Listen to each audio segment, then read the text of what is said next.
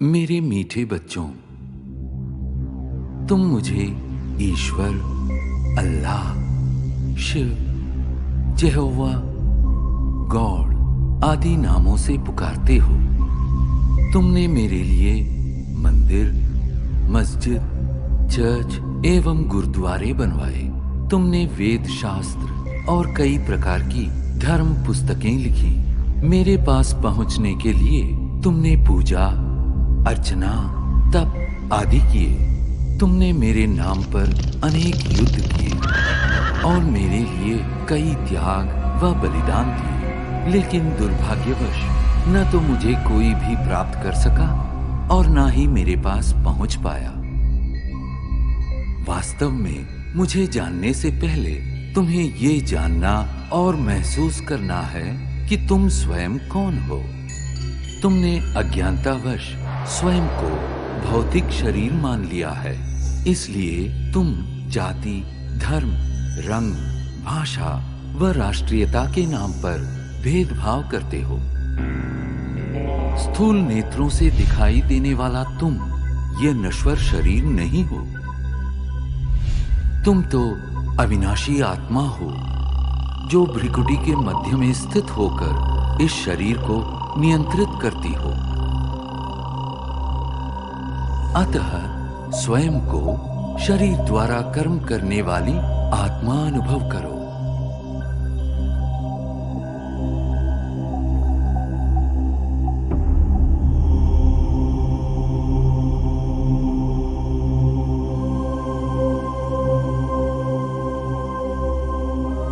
अब कुछ क्षणों के लिए सांसारिक बातों व उनके वातावरण से स्वयं को अलग करो। इस देह को भूल अपने आप को भ्रिकुटी के मध्य में चमकता चैतन्य सितारा अनुभव करो। वास्तव में तुम यही हो, अति सूक्ष्म ज्योतिर्बिंदु आत्मा। अब क्रमशः तुम्हारी यात्रा आरंभ होती है। इस भौतिक दुनिया और देह से ऊपर उठकर नीले गगन की ओर।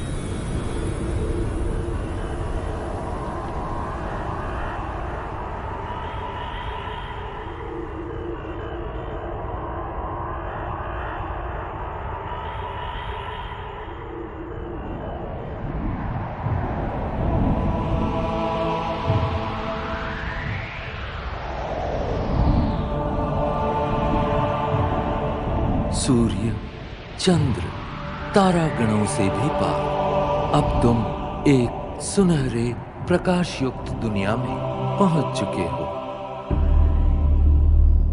ये वो आत्माओं की दुनिया है जिसे ब्रह्मलोक, शांति धाम, मुक्ति धाम व परम धाम कहा जाता है।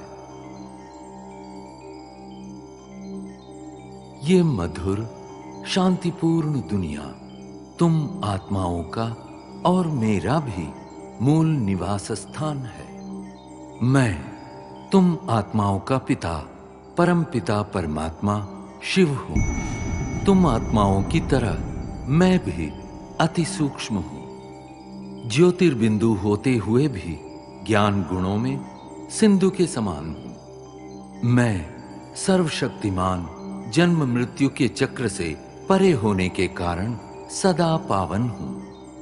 तुम सब आत्माएं मेरी प्रिय संतान हो। प्रारंभ में तुम आत्माएं भी मेरे साथ परम धाम में ही निवास करती थी। बाद में तुम जन्म और कर्म का अविनाशी अभिनय करते सृष्टि नाटक मंच पर अवतरित होते हो।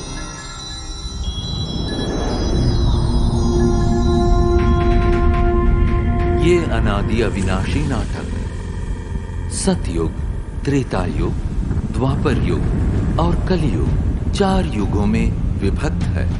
प्रत्येक युग की अवधि समान रूप से 1250 वर्ष है और इस कारण पूरे कल्प की आयु 5000 वर्ष है।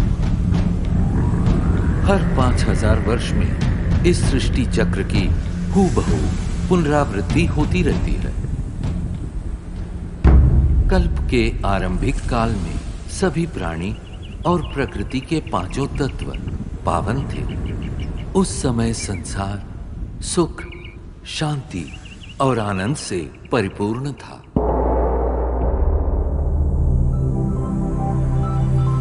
यही वो समय है जिसे सतयुग और त्रेता युग के नाम से जाना जाता है, जहां तुम देवी देवता के रूप में रहते थे। इस 2500 वर्ष की अवधि को स्वर्ग, वैकुंठ, बहिष्त, जन्नत, पैराडाइज आदि नामों से जाना जाता है। सतयुग अर्थात स्वर्ण युग में श्री लक्ष्मी और श्री नारायण का अटल अखंड राज्य था। तत्पश्चात त्रेता युग अर्थात रजत युग में श्री सीता एवं श्री राम ने राज्य किया।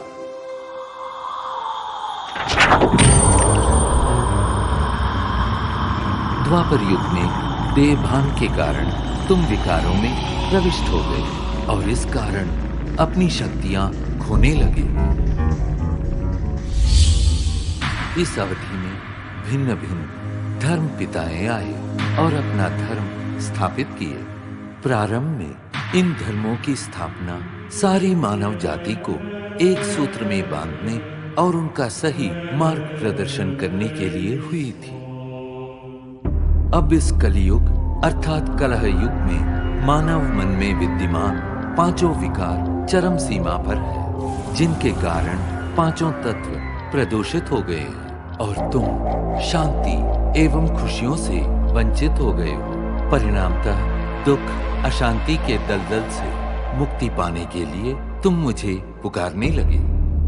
यदा यदा हि धर्मस्य ग्लानिर्भवति भारत अभ्युत्थानमधर्मस्य तदात्मानं सृजाम्यहम् परित्राणाय साधूनां विनाशाय च दुष्कृतां धर्म संस्थापनार्थाय संभवामि युगे युगे। जब जब धर्म की ग्लानि होती है एवं अधर्म व पाप में वृद्धि होती है, तब तब सत धर्म की स्थापना और श्रेष्ठ विश्व नवनिर्माण हेतु मैं धरती पर अवतरित होता। इस दिव्य व पावन अवतरण के काल को संगम युग कहते हैं। कलियुग और सतयुग के संगम का ये समय अत्यंत कल्याणकारी है।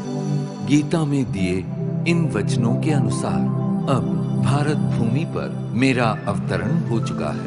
प्रजापिता ब्रह्मा के साकार मानवीय तन में मैं प्रविष्ट एवं सन्निविष्ट होकर सहज गीता ज्ञान एवं राजयोग द्वारा तुम आत्माओं को पावन बनाने का महान कार्य कर रहा हूं।